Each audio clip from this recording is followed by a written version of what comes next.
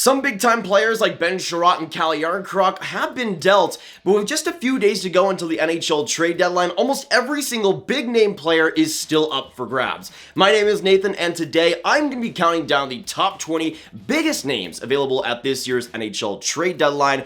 But what trades could we actually see on deadline day, and who are the biggest names and players available at the 2022 NHL trade deadline? Watch till the end for the complete list and all the trade rumors, and make sure you hit that subscribe button to the Sportsnet YouTube channel for the best sports coverage around. And without further ado, let's get into the biggest names at this year's deadline. I just realized I wasn't wearing green in this video, so I have to put this on fast before my Irish family kills me. Now we're going to start off at the 20th spot and the 20th biggest player available at the NHL trade deadline this year. This is a guy that I could kind of see getting undervalued in Damon Severson, a right defenseman at age 27, a $4.1 million cap hit for this year and next, so he wouldn't be a rental, but this year in 59 games, he has 8 goals, 25 assists for 33 points. There's some things that I don't love about Severson's game. He tends to have a kind of Jake Gardiner effect where he makes some big defensive gaffes, but overall it's pretty interesting and solid defensively. He also loves to give the opposing team a ton of power plays, but besides that, his underlying numbers are great, and he's a guy that I think could have a lot of value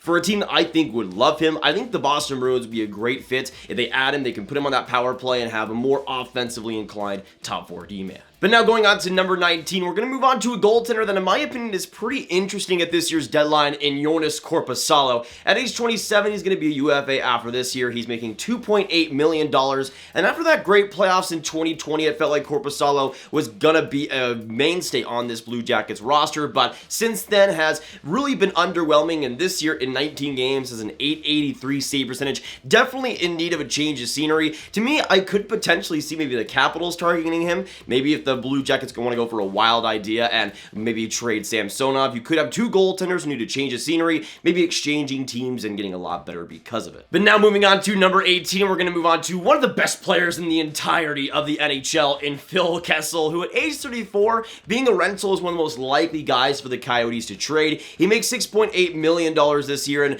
interestingly so, his goal scoring has kind of evaporated with 6 goals in 60 games, but 31 assists to add to a 37-point mark. So the playmaking has actually been excellent for Phil Kessel this year, which could add some versatility offensively for other teams wanting him. To me, I just think the Rangers fit is too obvious. Having him on that second line right wing alongside, obviously, Artemi Panarin and Ryan Strome, I think is just an obvious fit the Rangers will likely go for. But now let's move on to the 17th biggest name out there for the trade deadline, and up next, I have DOMINIK KUBALIK of the Chicago Blackhawks, a guy that we've heard recently has been linked to the Winnipeg Jets, the Anaheim Ducks, and the Edmonton Oilers specifically.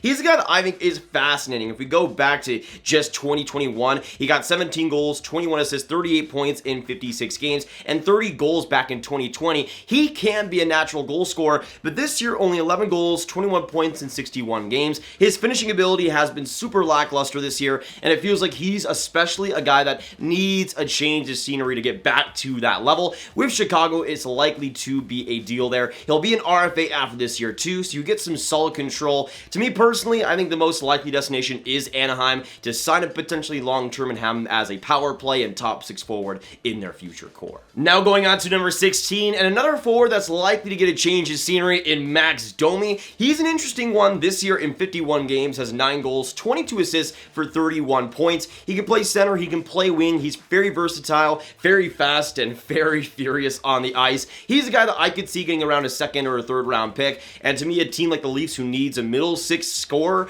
could be a pretty obvious fit. But now moving on to one of my favorite players available at this year's deadline in Paul Stastny of the Winnipeg Jets. A really interesting one. He only makes $3.75 million, and again, he'll be a rental for any teams that acquires him. As a 3rd line center, I think he'd be perfect on a lot of playoff teams. This year in 50 games, got 17 goals, 14 assists for 31 points. He's a guy that's pretty versatile, can play in all zones and be pretty effective, and I think for a lot of teams it would be especially important to get him. I think Minnesota is a slam dunk move if Minnesota and Winnipeg want to work together. Now moving on to number 14, if we're talking about versatile wingers, especially on the RFA side of things after this year, then there's really no better option right now than ARTTURI, LEHKONEN, who will likely be looked at as the Blake Coleman and Barclay Goodrow of this trade deadline, as he should. A defensive winger who is so excellent at shutting down play and really controlling pace in his own end. He's also a really good clutch goal scorer, as we saw with the Habs in last year's playoffs, and so far this year in 56 games for the Habs, has 13 goals, 15 assists for 28 points.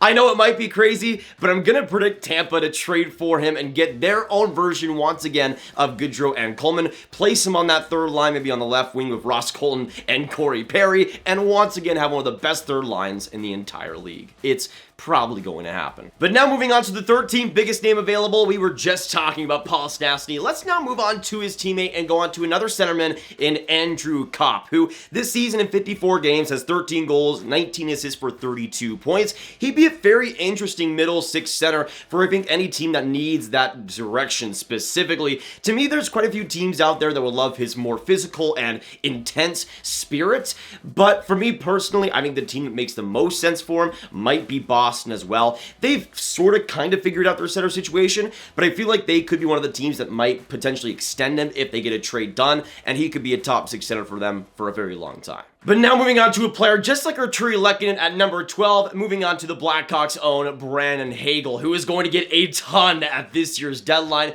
mostly because of the player and contract situation there. He makes $1.5 million for the next 3 years, but will still be an RFA after that, and you combine that with his great season, his amazing forechecking and backchecking ability, and there is a lot to love there. So far this year in 55 games, he has 21 goals, 16 assists for 37 points. A lot of teams are going to want him, but I think the LA Kings adding him to that middle six and not just having him now but in the future for a long time is going to be very appetizing for them. Now going on to the 11th biggest name of the trade deadline, we're going to move on to a guy that is a pure rental through and through in RICKARD RAKELL of the Anaheim Ducks. This year having a pretty interesting season with 16 goals, 12 assists for 28 points in 51 games after only having 9 goals last year. I think when it comes to Rakell with that $3.7 million cap hit, he's going to be a pretty easy player to trade for. For me personally, I think one team that makes a lot of sense is the Nashville Predators, potentially adding on to that wing group and being just a little bit more competitive in this year's playoffs. But now going on to the 10th spot, this is probably one of the most unique players on this list. Next up, I have former top 10 pick by the Detroit Red Wings in FILIP ZADINA. Now, it really does feel like with ZADINA, his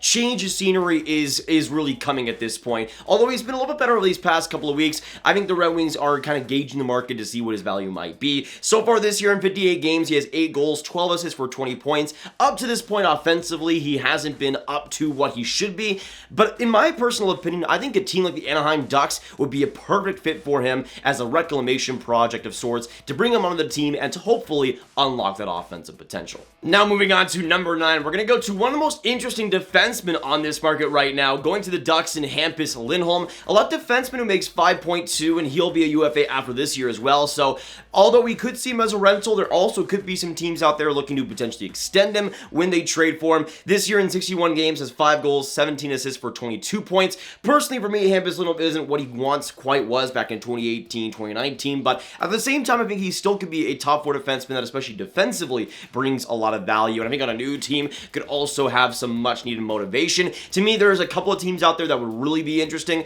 but again, I feel like the Bruins would be an excellent team to get him, add him onto that top 4, and just work out perfectly. Going on to number 8, I'm going to move on to forward Conor Garland and his enticing situation. Now, we've already seen him linked to the Pittsburgh Penguins, but I think he's a guy that with the term he has will be especially interesting to see dealt. He has $4.95 million contract for the next 5 seasons, and at age 29, or actually age 26, my bad, he'll be a player that's right in the prime of his career, or at least should be, in terms of passing, in terms of in the net presence, and that grittiness that he brings. I feel like he could be extremely valuable for a lot of teams. For me personally, although the Penguins have been linked to him, I think the Rangers should make a run for him and bring on a second line force that will be so key to especially their playoff success now and in the future. Now moving on to number 7 and going on to one of the most recent players put on the trade block, we're going to go to the Philadelphia Flyers and move on to Ivan Provorov, a guy that with the Ristolainen extension has now really been made available by the Flyers with all the options that they're considering.